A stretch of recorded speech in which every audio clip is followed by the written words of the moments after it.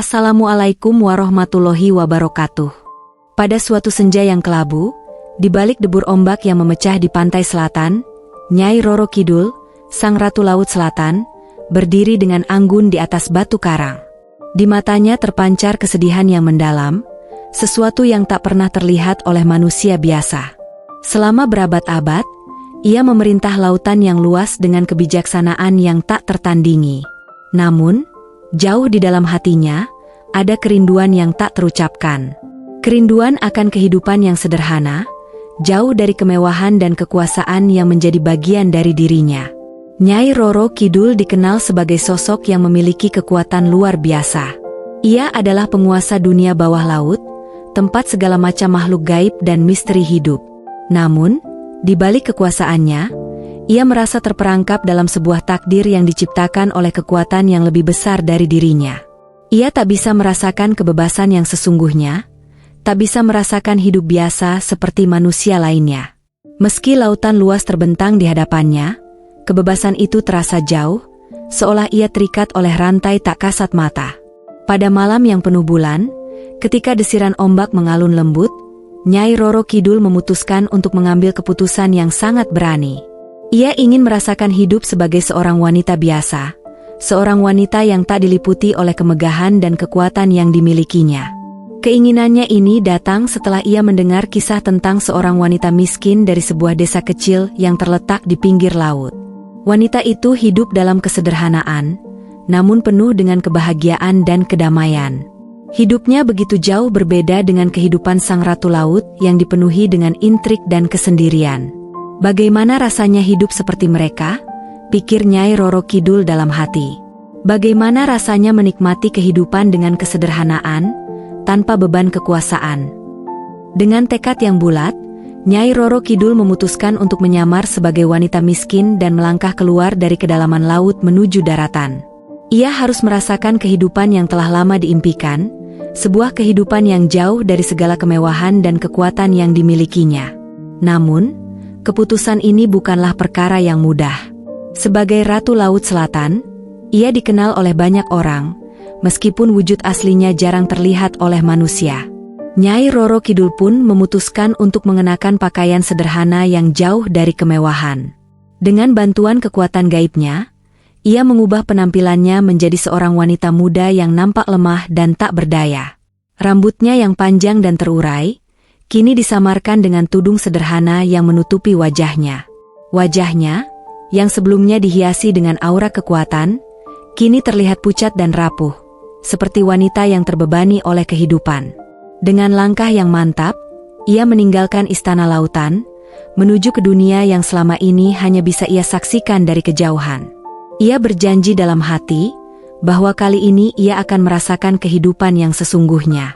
Ia ingin merasakan suka dan duka, kegembiraan dan kesedihan, sebagaimana yang dialami oleh manusia biasa. Nyai Roro Kidul, sang Ratu Laut Selatan, kini menjadi seorang wanita miskin yang tak dikenal siapapun. Namun, siapa sangka bahwa perjalanan ini akan membawa Nyai Roro Kidul pada sebuah takdir yang jauh lebih besar daripada yang ia bayangkan. Sebuah takdir yang tidak hanya mengubah kehidupannya, tetapi juga kehidupan banyak orang di sekitar dirinya. Di desa tempat ia tiba, sebuah kisah baru sedang dimulai. Sebuah kisah tentang pengorbanan, perubahan, dan kekuatan yang tersembunyi dalam diri setiap manusia. Nyai Roro Kidul menyamar. Namun di balik penyamaran itu, kekuatan besar dan misteri yang membawanya ke tempat ini tidak bisa disembunyikan begitu saja.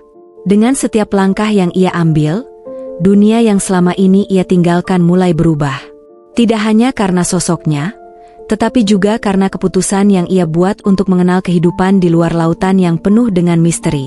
Namun, di balik segala perubahan ini, pertanyaan yang lebih besar muncul di benaknya. Apa yang akan terjadi jika identitasnya yang sebenarnya terungkap? Dan apakah dia akan mampu bertahan dalam kehidupan yang baru ini, tanpa kekuatan dan kemewahan yang dulu ia miliki? Bagian pertama dari perjalanan ini telah dimulai. Sebuah perjalanan penuh misteri, takdir, dan kekuatan yang tidak terduga. Nyai Roro Kidul, sang Ratu Laut Selatan, kini menapaki dunia yang asing baginya, penuh dengan tantangan yang akan menguji kekuatan jiwanya. Di atas samudra yang gelap dengan bulan yang menggantung pucat di langit, suasana di istana Nyai Roro Kidul mendadak berubah. Biasanya penuh dengan nyanyian merdu para dayang dan percikan air yang menari, malam itu terasa sunyi, bahkan gemuruh ombak pun seakan menahan napas. Nyai Roro Kidul berdiri di balkon istananya yang megah, mengenakan gaun hijau berkilauan yang seakan memancarkan cahaya zamrud. "Sudah terlalu lama aku berdiam di sini," gumamnya dengan suara lembut namun penuh tekad.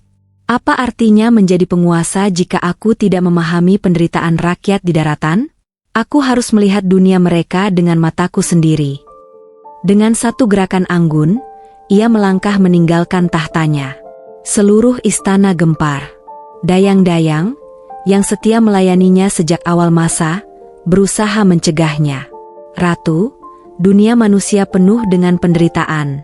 Mereka tidak akan menghargai kehadiranmu," seru salah satu dayang dengan wajah penuh kecemasan. Namun, Nyai Roro Kidul hanya tersenyum tipis. "Justru karena itu aku harus pergi. Aku ingin tahu, apakah kebahagiaan hanya milik mereka yang beruntung? Apakah hati manusia miskin mampu bertahan dalam kesulitan yang tak berujung?" Ia lalu memasuki kereta emas yang sudah siap di depan istana. Roda-roda kereta itu terbuat dari gelombang laut yang membeku, dihiasi kilauan mutiara. Ketika kereta mulai bergerak, suasana malam berubah tegang. Suara deburan ombak seolah mengikuti langkahnya, memecah kesunyian. Awan gelap mulai menggantung, menyembunyikan bulan dari pandangan, seperti melambangkan ketidakpastian perjalanan yang akan dilaluinya. Di tengah perjalanan, Nyai Roro Kidul merasakan sesuatu yang tidak pernah ia rasakan sebelumnya. Keraguan. Akankah keputusannya ini benar? Ia memandang dirinya di refleksi air laut yang berkilauan di sepanjang jalan. Gaun hijau zamrud itu terlalu mencolok untuk dunia manusia. Dalam sekejap, ia menggerakkan tangannya, dan gaun itu berubah menjadi pakaian lusuh berwarna coklat keabu-abuan. Rambutnya yang biasanya tersusun rapi menjadi acak-acakan, wajahnya yang anggun berubah penuh dengan garis-garis kelelahan. "Ini lebih baik," bisiknya pada dirinya sendiri. "Aku bukan ratu malam ini. Aku hanya seorang wanita biasa, miskin, yang mencari makna kehidupan." Kereta itu berhenti di tepi pantai yang gelap. Di sana, ia turun, meninggalkan segala atribut kebangsawanannya. Angin malam bertiup kencang, membuat pakaiannya yang lusuh berkibar. Untuk pertama kalinya, ia merasa dingin menusuk kulitnya. Sebuah sensasi yang asing baginya, seorang ratu yang terbiasa dengan kenyamanan dan kehangatan istana. Ia menarik napas dalam-dalam, memandang ke arah perbukitan jauh di depan. Di sanalah, di sebuah desa kecil, ia akan memulai perjalanannya. Namun, sebelum ia melangkah lebih jauh, terdengar suara dari kejauhan. Suara itu seperti gumaman laut yang berbicara padanya. "Ratu, apakah ini yang benar-benar kau inginkan?" Suara itu bertanya, penuh kekhawatiran. Ia menghentikan langkahnya sejenak, memandang kembali ke lautan yang kini tampak begitu luas dan sunyi. "Ini bukan tentang apa yang aku inginkan," jawabnya pelan namun penuh keyakinan. "Ini tentang apa yang perlu aku lakukan." Langkah kakinya yang lembut meninggalkan jejak di pasir, namun jejak itu segera terhapus oleh ombak. Malam itu, Nyai Roro Kidul bukan lagi penguasa samudra yang agung. Ia hanyalah seorang wanita miskin yang memikul rahasia besar, memasuki dunia yang penuh misteri dan tantangan. Suara burung hantu dari kejauhan memecah kesunyian, seolah menyambut kehadiran seorang tamu istimewa yang akan mengubah segalanya. Langit mulai memerah ketika Nyai Roro Kidul melangkah meninggalkan pantai, membawa tubuhnya ke arah desa kecil yang samar terlihat di kejauhan. Ia berhenti sejenak di tepi sebuah batu besar yang dihiasi lumut, memandang laut yang mulai tenang di belakangnya. Ombak bergerak lembut, seakan memberinya doa perpisahan. Angin laut berembus pelan, menyisir rambutnya yang kusut. Perlahan, ia merasakan perubahan besar dalam dirinya. Kilauan keemasan yang biasanya menyelimuti tubuhnya kini memudar, seolah diserap oleh pasir dan air di sekitarnya. Pakaian lusuh yang melekat pada tubuhnya menjadi nyata, sehelai kain kumal yang warnanya telah pudar, robek di sana-sini. Tangannya yang dahulu lembut kini terlihat kasar, dengan bekas luka samar yang seolah-olah menjadi bagian baru dari dirinya. Ia menatap pantulan dirinya di genangan air di depannya. Wajah yang dulu memancarkan aura kemegahan kini berubah drastis. Wajah itu tampak letih, dengan kantung mata yang dalam dan rona kecoklatan khas orang yang akrab dengan sinar matahari terik. Ia tersenyum kecil, namun senyuman itu dipenuhi perasaan baru, campuran rasa penasaran dan sedikit kecemasan. Laut telah memberikan restunya, gumamnya pelan. Sekarang aku hanyalah seorang wanita biasa. Seorang manusia tanpa kekuasaan, tanpa kemewahan. Langkah kakinya terasa lebih berat ketika ia melanjutkan perjalanan. Pakaian sederhana itu terasa gatal di kulitnya, dan udara dingin mulai menusuk. Tubuhnya, yang kini sepenuhnya manusia, merasakan kelelahan yang tak pernah ia alami sebelumnya. Namun, setiap langkah yang ia ambil adalah pengingat bahwa ia melangkah untuk memahami, untuk menyentuh kehidupan yang selama ini hanya ia pandangi dari kejauhan. Sepanjang jalan, ia bertemu dengan kehidupan kecil yang jarang ia perhatikan sebelumnya. Seekor burung kecil yang terbang rendah menyambar sisa makanan dari tanah. Seekor anjing kurus berkeliaran dengan tatapan lapar. Semuanya memberinya pelajaran baru, bahwa kehidupan di daratan tidak pernah mudah. Ada perjuangan yang terus-menerus, bahkan untuk makhluk sekecil itu. Ketika ia mendekati desa, suara riuh rendah mulai terdengar. Orang-orang sedang berbincang di pinggir jalan, anak-anak bermain sambil tertawa, dan suara penggergajian kayu memecah suasana pagi. Nyai Roro Kidul memperlambat langkahnya, mengamati segala aktivitas yang ada dengan hati-hati. Ia ingin mengenal dunia baru ini, dunia manusia, tanpa terburu-buru. Namun, tak lama kemudian, ia menyadari bahwa penampilannya menarik perhatian. Seorang wanita tua menghentikan langkahnya di tengah jalan, memandanginya dengan tatapan curiga. "Siapa kau?" tanya wanita itu dengan nada datar namun penuh kecurigaan. "Aku belum pernah melihatmu di sini sebelumnya." Nyai Roro Kidul tersenyum tipis, mencoba menyembunyikan rasa gugupnya. "Aku hanya seorang musafir," jawabnya lembut. "Aku mencari pekerjaan, atau mungkin hanya sedikit makanan." Wanita tua itu memicingkan mata, memandang Nyai Roro Kidul dari ujung kepala hingga kaki. "Musafir? Dengan pakaian seperti itu, kau tampak seperti seseorang yang baru saja melarikan diri dari masalah." Kata-kata itu menohok, namun Nyai Roro Kidul tetap tenang. Ia hanya menundukkan kepala, mencoba memahami prasangka yang baru pertama kali ia rasakan. "Aku tidak bermaksud mengganggu. Aku hanya mencari tempat untuk memulai hidup baru," ucapnya dengan nada tulus. Wanita tua itu menghela napas panjang, lalu menunjuk ke arah gubuk kecil di ujung desa. "Coba pergi ke sana. Itu rumah Jaya, anak seorang petani miskin. Dia biasanya bersedia membantu orang asing sepertimu." Dengan rasa syukur, Nyai Roro Kidul mengangguk dan melanjutkan perjalanan. Namun, di dalam hatinya, ia merasa ada sesuatu yang mulai berubah. Dunia manusia memang penuh dengan keindahan, tapi juga penuh dengan prasangka dan perjuangan. Ia baru saja melangkah ke dunia baru, dan tantangan pertamanya sudah mulai terlihat. Dengan senyum samar di bibirnya, ia bergumam, "Ini baru permulaan. Aku harus belajar lebih banyak tentang apa artinya menjadi manusia." Di kejauhan, terlihat sebuah gubuk sederhana yang berdiri di tengah ladang kering. Di sanalah, perjalanan barunya akan benar-benar dimulai. Saat matahari mulai turun dari puncaknya, Nyai Roro Kidul melangkah ke desa kecil itu. Jalanannya terbuat dari tanah yang berdebu, dikelilingi oleh rumah-rumah kayu sederhana dengan atap yang sebagian besar sudah berlubang. Anak-anak kecil berlarian tanpa alas kaki, tertawa lepas sambil mengejar ayam yang berlarian. Di sudut jalan, sekelompok pria parubaya duduk, menikmati tembakau mereka sambil berbincang tentang hasil panen yang semakin berkurang. Namun, kehadirannya menarik perhatian. Sebagai sosok asing dengan pakaian lusuh dan wajah yang terlihat letih, ia segera menjadi topik pembicaraan. Suara bisik-bisik terdengar di mana-mana. Seorang wanita muda yang sedang menimba air berhenti, memandanginya penuh rasa ingin tahu. Seorang pria tua yang tengah menambal jaring ikan memandangnya dengan tatapan curiga. "Siapa dia?" bisik salah satu warga kepada yang lain. Sepertinya pengemis, jawab yang lain sambil menggeleng. Sudah lama kita tidak kedatangan orang luar. Mungkin dia pembawa sial. Nyai Roro Kidul mendengar semua itu, namun ia tetap melangkah dengan tenang. Ia tahu prasangka adalah bagian dari kehidupan manusia. Ia berusaha mempelajari reaksi-reaksi itu, memahami cara manusia menilai sesuatu yang mereka anggap asing. Tapi tetap saja, ada rasa perih yang menjalar di hatinya. Ia, yang biasa dihormati sebagai penguasa lautan, kini dilihat sebagai orang tak berharga. Di tengah jalan, seorang anak kecil berlari ke arahnya. Gadis kecil itu memandangnya dengan mata besar penuh rasa ingin tahu. "Ibu, siapa dia?" tanyanya kepada seorang wanita yang berdiri tak jauh.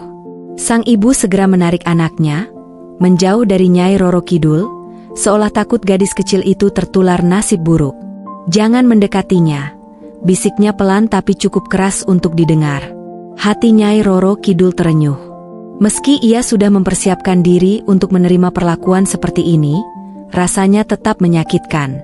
Namun ia tidak menunjukkan perasaannya. Ia hanya melangkah menuju gubuk yang ditunjukkan wanita tua tadi. Gubuk itu berdiri di ujung desa, di tengah ladang yang tandus. Atapnya terbuat dari daun kelapa yang mulai lapuk, dan dindingnya dari kayu yang penuh retakan. Di depannya, seorang pemuda kurus dengan kulit yang terbakar matahari tengah memotong kayu. Wajahnya sederhana namun penuh ketulusan. Ia berhenti sejenak ketika melihat Nyai Roro Kidul mendekat. "Permisi," ujar Nyai Roro Kidul dengan suara lembut, hampir berbisik. Pemuda itu, yang tak lain adalah Jaya, mengangkat kepalanya dan memandang wanita asing di depannya. Meski penampilan wanita itu lusuh, ada sesuatu di dalam matanya yang membuat Jaya terdiam sesaat. Mata itu memancarkan kedalaman, seolah membawa lautan dan rahasia di baliknya. "Ada yang bisa saya bantu?" tanya Jaya akhirnya, dengan nada ramah. Aku hanya seorang musafir," jawab Nyai Roro Kidul. Ia menundukkan kepalanya, merasa perlu menjaga perannya sebagai wanita miskin. "Aku tidak punya tempat tinggal, tidak punya makanan. Jika kau berkenan, bolehkah aku menumpang untuk sementara waktu?" Jaya memandangnya dengan saksama. Ia tahu bahwa menerima orang asing di rumahnya adalah keputusan besar, terutama karena keluarganya sendiri hidup dalam kemiskinan. Tapi ada sesuatu dalam cara wanita itu berbicara, dalam raut wajahnya yang tampak penuh kesedihan, yang membuat Jaya merasa tidak tega untuk menolaknya. "Kau boleh tinggal di sini," kata Jaya sambil tersenyum tipis. "Rumahku sederhana, dan mungkin tidak akan nyaman untukmu. Tapi aku akan mencoba yang terbaik." Mendengar itu, Nyai Roro Kidul merasa lega. Ia tersenyum, senyum yang hangat namun penuh rahasia. "Terima kasih. Aku tidak butuh banyak.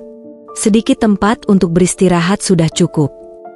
Jaya mengangguk, lalu mempersilahkannya masuk ke dalam gubuk. Di dalam, rumah itu lebih sederhana daripada yang terlihat dari luar. Sebuah tikar tipis tergelar di lantai tanah, dengan beberapa peralatan masak yang diletakkan di sudut. Meski serba minim, rumah itu terasa hangat, seperti mencerminkan kebaikan hati pemiliknya.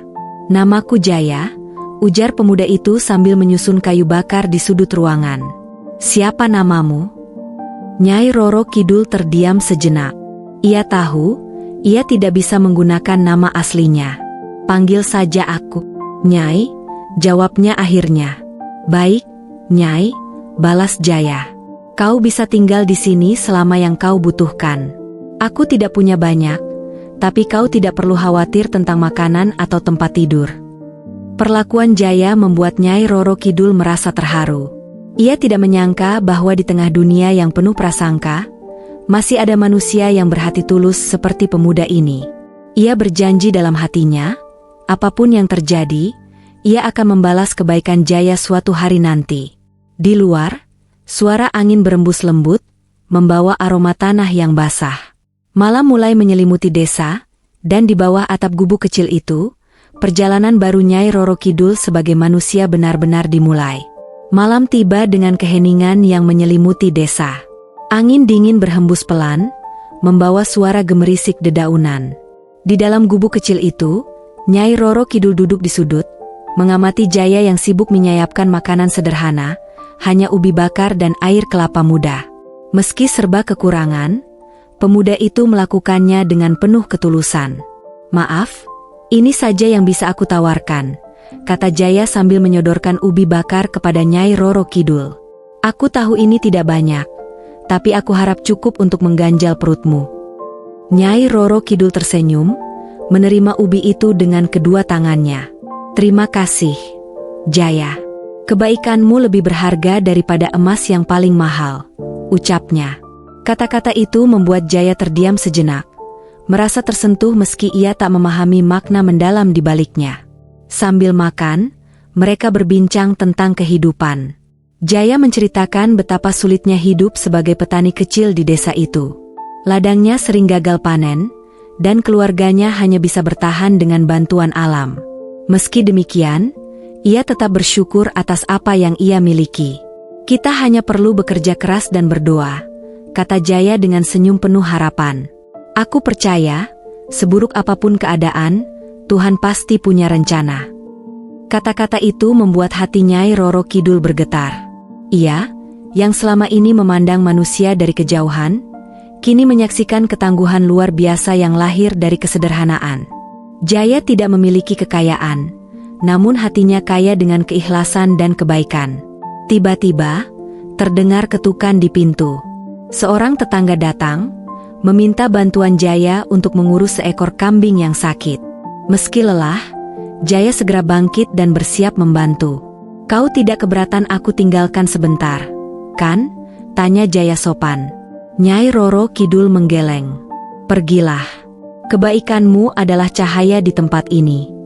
Setelah Jaya pergi, Nyai Roro Kidul memandang sekeliling gubuk itu. Ia merasa ada sesuatu yang berbeda.